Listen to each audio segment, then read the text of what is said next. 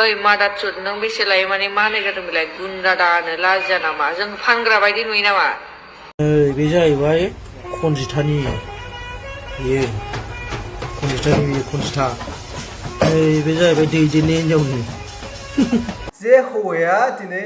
गावनि जुलिनि थाखाय दिनै डेट अफ बार्थ दिन्थिनो गोनां जादों दा बाथ्राया बेसो जोंनि हौवाफोरनि मान सन्माना एसेब्लाबो थांबाय होननानै आं सानो हेलौ मानगोनां रायजो राजा आरो लोगो नोंथांमोनखौ बे आंनि बस्क' बर' इउटुब चेनेलाव बरायग्रोनानै खुलुमग्रोनाय थाबाय आसा खालामो नोंथांमोना भिडिअखौ जोबजासे नायलांगोन आरो दिनैनि गुबै टपिकआनो जाहैबाय जोंहा दा दसे ससियेल मिडियायाव गोबां भाइरेल जागासिनो सासे हिनजावसाया बा हिनजाव गोदाना बा खैनाया 6 साननि गेजेरावनो सासे हौवाखौ नागारनानै खारनायखौ जों नुनो मोन्दों आरो खोनानो मोन्दों नाथाय दिनैहाय जोङो गोबां भाइरेल जानायनि बिसय जों रायलायगोन रायजोफोर दिनै बे हौवासाया गावनि बैसोनि डेट अफ बार्थखौ दिनै दिन्थिनो गोनां जादों आरो खिन्थानो गोनां जादों दा बाथ्राया बिसोर रायजोफोर दिनै गिबि खेब आरो दिनैसो आं फार्स्ट टाइम नुदों बेफोरबायदि भिडिअ आरो बेफोरबायदि खोनानो मोन्दों जे हौवाया दिनै गावनि जुलिनि थाखाय दिनै डेट अफ बार्थ दिन्थिनो गोनां जादों दा बाथ्राया बेसो जोंनि हौवाफोरनि मान सन्माना एसेब्लाबो थांबाय होननानै आं सानो दा बेसेबां लासिंसिं आरो लाजिथावना बाथ्रा नङा होनब्ला रायजोफोर दा जोंनि बर' समाजनि गेजेरावबो डेट अफ बार्थ दिन्थिलायनो गोनां जादों हाबानि उनाव नङा होनब्ला दिनै ससियेल मिडियानि गेजेरजों दिनै गावनि हाबानि उनाव डेट अफ बार्थ दिन्थिनो गोनां जादों आरो बायद' जानानै फैदों दा बाथ्राया बिसोर रायजोफोर दा जोंनि हौवाफोरनि माखासे मान सन्मान थांदों होननानै आं सानो दा नोंथांमोना मा होननानै सानो बिनि बेलायाव नोंथांमोना कमेन्टनि गेजेरजों फोरमायहरबानो जाबाय दा रायजोफोर दिनै नोंथांमोना साननानै नाय सिगांनि समनिफ्राय नोंथांमोना थारैनो खोनाबोफेरदोंमोन नामा नुबोफेरदोंमोन नामा बेफोरबायदि हाबानि उनाव सासे हौवाया बा सासे हौवा गोदाना गावनि डेट अफ बार्थखौ दिन्थिनो गोनां जालायनाय बेफोरबायदि भिडिअ क्लिपखौ नोंथांमोना थारै खोनाफेरदोंमोन नामा बा नुबोफेरदोंमोन नामा जोंनि बर' समाजनि गेजेराव दा आंथ' गिबि खेब आं दासो नुदों आरो गिबि खेब आं खोनानो मोन्दों जोंनि बर' समाजावबो बेफोरबायदि गावनि हाबानि उनाव दिनै हौवा माहारिया बा हौवासाया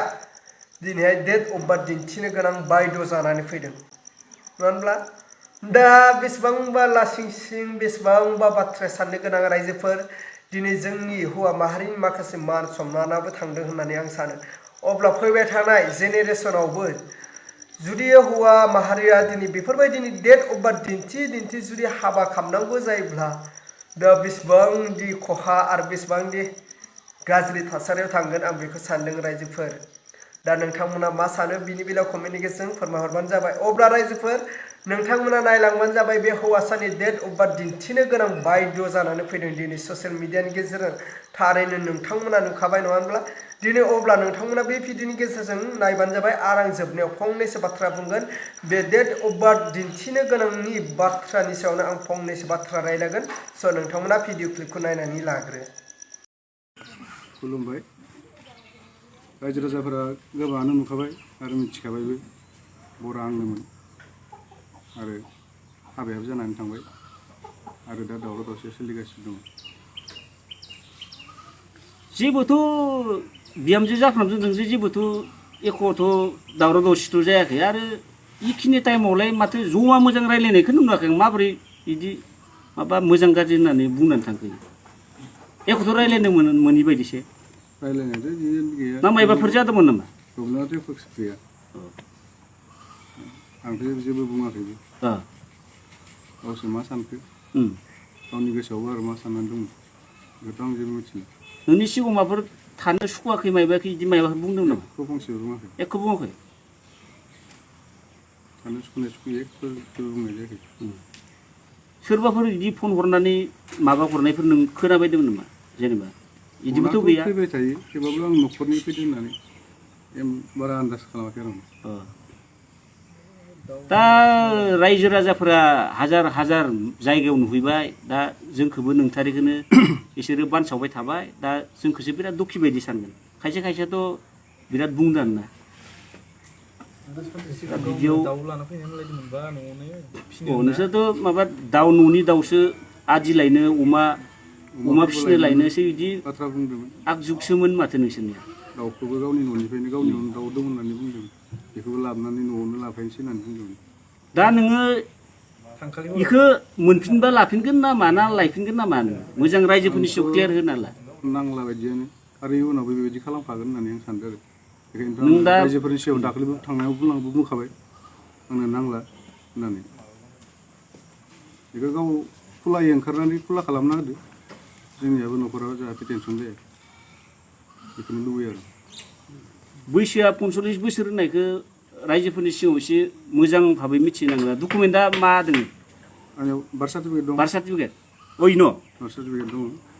आंनिया बैसोआ इमान जाखायाखै दे होमबालाय रायजोफोराबो बिराद गुदु गादा जादोंना 45 बोसोरखौ लानानै नङा होमबा सोरहाबा ओंखाम ओंख्रियानो खामलाय लांदोनो गाइखेरफोरानो गोदौफुलांजोबदोनो बे माबाखौ मबाइलाव नायै नायै दा इफोर भेजालखौ जों फोजोबना होनांगोन ना होमबा नोंनो खोन्थिना हो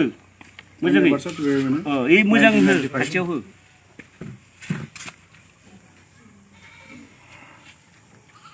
बिसोरनि गेजेरावसो बिराद गुलाय गुजाय जाना दंमोनलाय